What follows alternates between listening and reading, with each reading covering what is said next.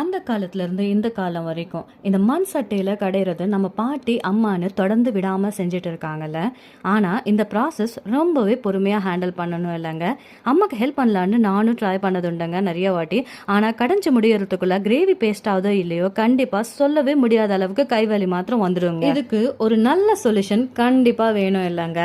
அதுதான் இந்த hand blender. Inalsa பிராண்டோடது சுப்பீரியர் குவாலிட்டி ஸ்டெயின்லெஸ் ஸ்டீலோட இருக்கிற இந்த மோட்டார் 1000 வாட் பவர்ஃபுல் கெப்பாசிட்டியோட வருதுங்க.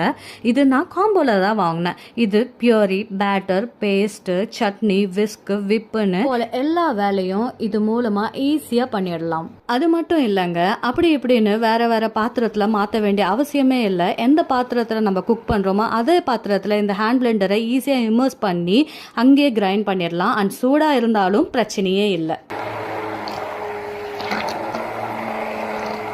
நீங்க ஸ்கிரீன்ல பாக்குறீங்கல்ல, இந்த அளவுக்கு ஈஸியா நம்ம கடைஞ்சிடலாங்க இந்த ஹேண்ட் பிளெண்டரை வச்சுட்டு. ஸோ ஃபைனலி என்னோட அம்மாவும் சூப்பர் ஹாப்பி. என்ன இந்த வீடியோ உங்களுக்கு பயனுள்ளதா இருக்கா? ஸோ லைக் பண்ணிடுங்க, உடனடியா உங்க ஃப்ரெண்ட்ஸ் அண்ட் ஃபேமிலிக்கு ஷேர் பண்ணுங்க.